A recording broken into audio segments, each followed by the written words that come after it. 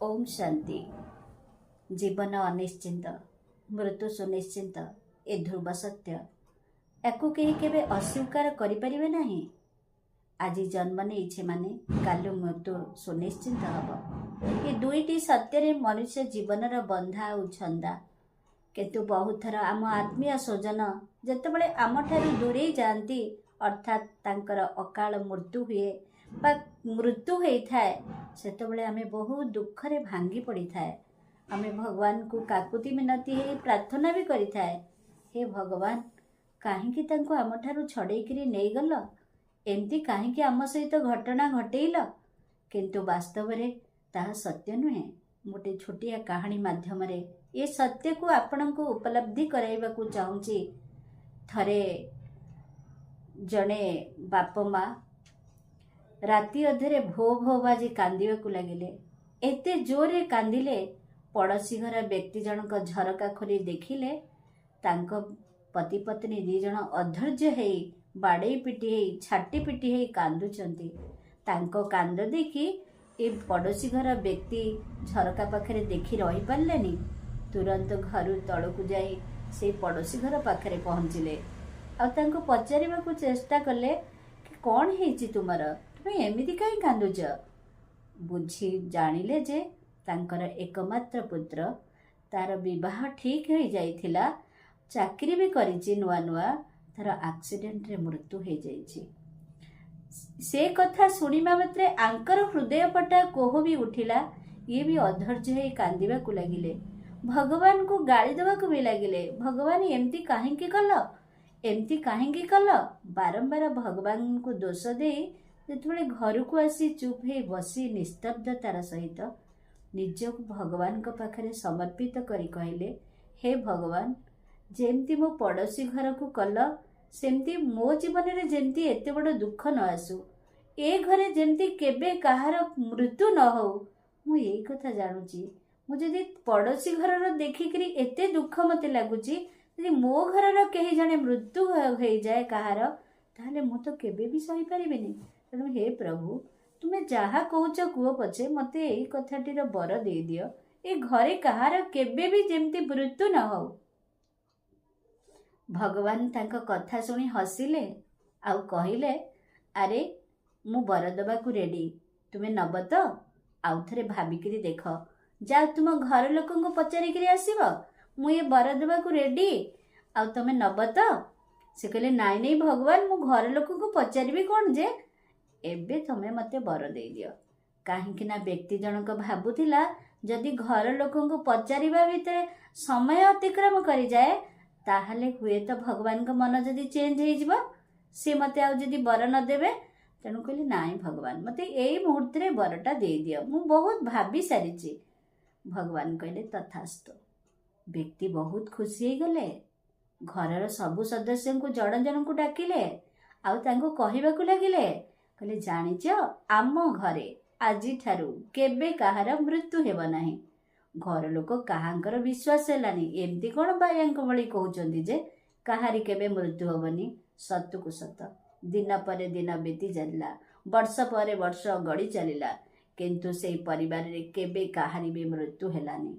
मृत्यु न हवा कारणरू समस्तंकर धीरे धीरे वार्धक्य प्रवेश कला। मृत्यु संख्या न होवारु जन्म बढ़ी बढ़िका चलिला। घरर आखपाखरे आहुरी कमरा मान खोलिबाकू लागिला। बुजुर्ग मानकर संख्या बढ़िबाकू लागिला। संख्या एते बढ़ी गले जे केही केबे घर को प्रवेश कले लागिला जेमती एटा ओल्ड एज होम नचेत हॉस्पिटल। रोगी मानकर संख्या भी बढ़िला, बुजुर्ग मानकर संख्या भी बढ़िला। सेवा करिबा बाई लोकंकर भी अभाव देखादेला। तेणु समस्ते पेशी ही घांटी चकटी हेले। घांटी चकटी हे समस्ते से बुजुर्ग को दोष देले कि तमे जो बरखंडिक मागिक आनिल भगवान को ठारू सेथिपाई आमर दशा एबे एई भली घर हे गलानी, नरकतुल्य हे गलानी। घरे समस्ते दुख अशांति रोग रे छटपट होबाकू लागिलेनी। जो व्यक्ति भगवान को ठारू बर मागिक नेइथिले तांकर भी एकदम मुर्मुष अवस्था आसी पहुँचला। सी भी मध्य जेतेबेले पूरा असहाय अवस्था बिछणारे पड़गले, हाथ गोड़ उठेबाकू ବଳ ବି ନଥିଲା। ସିଏ ଶେଷରେ ଘରର ଏଇ ଦୁରବସ୍ଥା ଦେଖି ଭଗବାନଙ୍କୁ ହାତ ଯୋଡ଼ି କହିଲେ, ଭଗବାନ କ'ଣ କରିବି, ବର ତ ମାଗି ଦେଇଥିଲି, ତୁମେ ତ ତଥାସ୍ତୁ କରି ବର ଦେଇ ଦେଇଥିଲ, କିନ୍ତୁ ମୁଁ ଆଉ ସହିପାରୁନି। ତାଙ୍କ ନାତିର ପୁଅକୁ ଡାକିଲେ। ତାଙ୍କୁ ଡାକି କହିଲେ, ବାବୁରେ ତୁ ମୋତେ ଟିକେ ଭଗବାନଙ୍କ ମନ୍ଦିରକୁ ନେଇକିରି ଚାଲ। ମୁଁ ଭଗବାନଙ୍କୁ ରିକ୍ୱେଷ୍ଟ କରିବି ସେ ବରଟା ମୋ ଠାରୁ ରିଟର୍ଣ୍ଣ ନେଇଯିବେ। ମୋତେ ଆଉ ଏଇ ବର ଦରକାର ନାହିଁ। ସେ କହିଲେ, ଜେଜ ତମେ ତ ଉଠି ବସି ପାରୁନ, ମନ୍ଦିରକୁ ଯିବ କେମିତି? ନା ତୁ କେମିତି ବି କରି ମୋତେ ମନ୍ଦିରକୁ ନେଇକିରି ଯା। ନାତିମାନେ ବହୁତ ଚେଷ୍ଟା କରି ହୁଇଲ୍ ଚେୟାର ଆଣି ବସେଇ ମନ୍ଦିରକୁ ନେଇକିରି ଗଲେ। ମନ୍ଦିର ଉପର ପାହାଚକୁ ଚଢ଼ିବାକୁ ଆଉ ସମର୍ଥ ନଥାଏ। ହାତ ଉଠେଇ ଭଗବାନଙ୍କୁ ନମସ୍କାର କରିବା ପାଇଁ ବି ବଳ ନଥାଏ। ଧୁଡ଼ୁ ଧୁଡ଼ୁ ଚମଡ଼ାରେ ଦାଦୁଲ୍ୟମାନ ଦ୍ୱନ୍ଦ୍ୱା ଦେଖାଯାଉଥିବା କୁହୁଡ଼ିଆ ଆଖିରେ ଭଗବାନଙ୍କୁ ଆକୁଳରେ ବିକଳରେ ହାତ ଉଠେଇବା ପାଇଁ ଅସମର୍ଥ ଥାଇକିରି ମଧ୍ୟ ଭଗବାନଙ୍କୁ ଡାକିଲେ। ଆଉ ଭଗବାନଙ୍କୁ କହିଲେ, ହେ ଭଗବାନ, ମୁଁ ଦିନେ ବହୁତ ବଡ଼ ଭୁଲ କରିଥିଲି। ମୁଁ ତୁମକୁ ବର ମାଗିଥିଲି ଏ ଘରେ କାହାର ମୃତ୍ୟୁ ନ ହେଉ। ତୁମେ ତ ମୋତେ ବର ଦେଇଥିଲ, କିନ୍ତୁ ଆଜି ତୁମକୁ ରିକ୍ୱେଷ୍ଟ କରୁଛି, ମୁଁ ବରଟା ତୁମେ ରିଟର୍ଣ୍ଣ ନେଇଯାଅ। ମୋତେ ଆଗେ ଘରେ ତୁମେ ମାରିଦିଅ, ତାପରେ ଯାହାକୁ ଯାହା ମାରିବ ମୋତେ ଆଗେ ମାରିଦିଅ। ଆଉ କଷ୍ଟ ସହିପାରୁନି।